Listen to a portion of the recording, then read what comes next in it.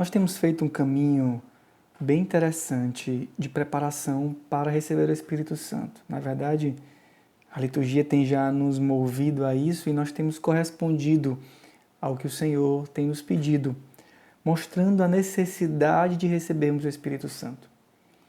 A liturgia nos propõe e nós estamos cada vez mais próximos da festa do Pentecostes, na qual nós celebramos exatamente a descida do Espírito Santo sobre os apóstolos.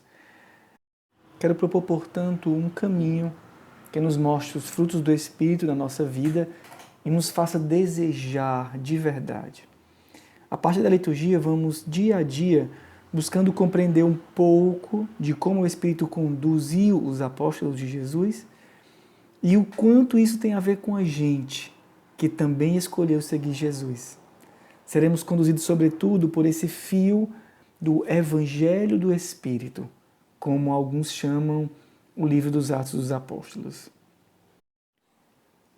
Vamos então para a nossa meditação do dia de hoje.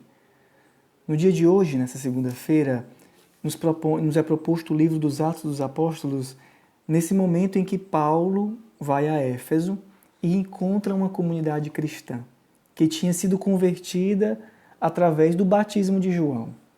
Ou seja, a partir do anúncio de que chegaria o Messias. Com a força do testemunho dos cristãos que lá estavam, aqueles homens com a palavra e com o testemunho, aqueles homens se arrependem e escolhem a vida nova. São neoconvertidos ao cristianismo, mas ainda esperam a manifestação do Messias. O batismo de João tinha justamente esse foco principal: preparai o caminho, porque o Senhor vem. Esses cristãos, então, esperavam ainda o Messias. E onde está o Messias? Ele subiu aos céus. E agora, onde ele está? Como é que nós vamos experimentar desse Messias? É a promessa do Pai, o novo Paráclito que vem. Essa promessa que Paulo anuncia para eles. Paulo, que já tinha recebido o Espírito, impõe as mãos sobre eles e sobre eles desceu o Espírito Santo, diz a palavra de Deus.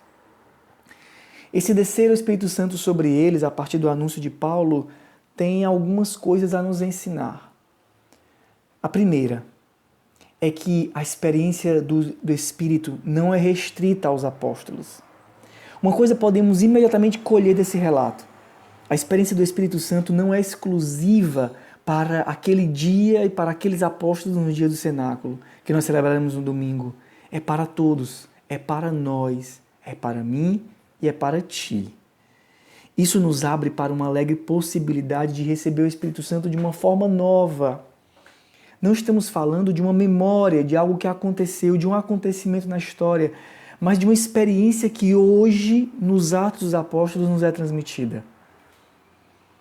E essa experiência que foi transmitida nos Atos dos Apóstolos é transmitida para nós agora, nesse tempo, na nossa vida, na nossa história, porque o Espírito Santo não mudou, ou mudou. Ele é para nós. A segunda coisa que nós colhemos dessa passagem são dois frutos imediatos do Espírito Santo.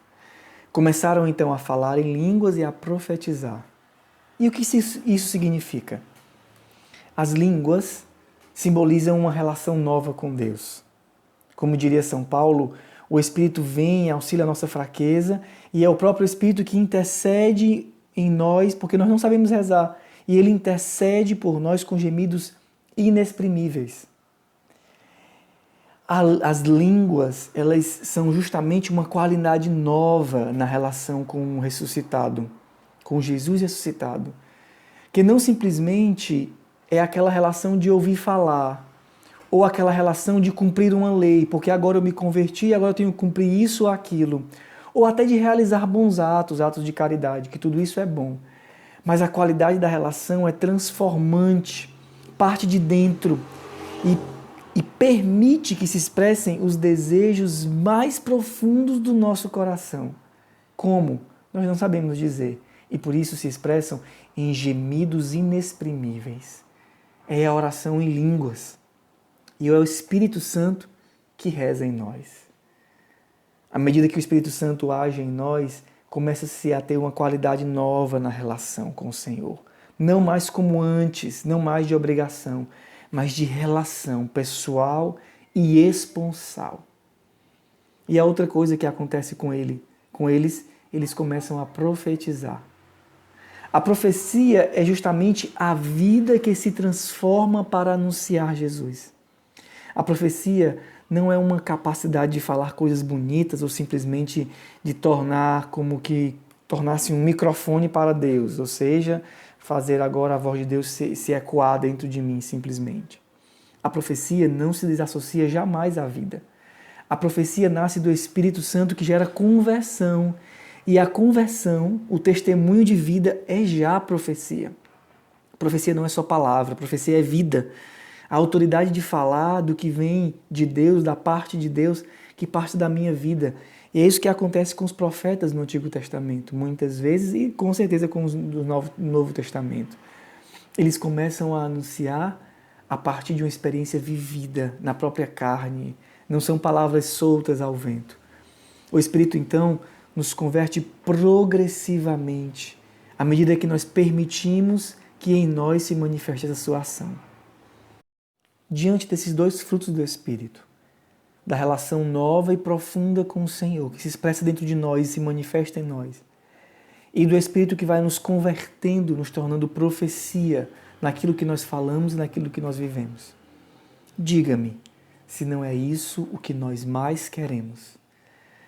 Se esse não é o desejo mais profundo do nosso coração, nos relacionar com Deus e sermos santos. Pois é esse o fruto que o Espírito pode realizar em nós. E por isso nós precisamos suplicar, clamar, pedir o Espírito Santo e esperá-lo com paciência e com fervor. A paciência é necessária também, porque algumas vezes nós podemos desistir de pedir o Espírito porque ele não está agindo do jeito que nós queremos. Na verdade, nós queremos como se fosse um passe de mágicas. Como se de um dia para a noite tudo acontecesse, nós nos transformássemos e nós nos convertêssemos. Ele age da sua forma e nós não podemos querer controlá-lo. Quem vive do Espírito não o controla. Antes o clama para que ele nos controle, para que ele nos conduza. A paciência é necessária também por quê? Porque no mundo tereis tribulações, mas coragem, eu venci o mundo. É o que diz o Senhor no Evangelho. Coragem, eu venci o mundo. Vão ter tribulações. Tribulações externas, como as que os apóstolos vivem aqui, com o mundo que nos persegue, mas também tribulações internas. E qual é a tribulação interna mais profunda e mais dolorosa? É o nosso caminho lento de conversão. Nós nos converteremos ao Senhor em um caminho de conversão, que é lento, que é progressivo, que exige de nós o fervor e o desejo, a súplica, mas que exige também de nós a paciência. A paciência por quê? Porque nós temos esperança, porque Ele já venceu, Ele sabe. E é por isso que Ele nos quer dar o seu Espírito. Muito cuidado com o pelagianismo. O pelagianismo atual, como já nos diz o Papa Francisco na exortação apostólica Alegrai-vos e exultai. Não podemos viver como aqueles que nem sabem o que é o Espírito.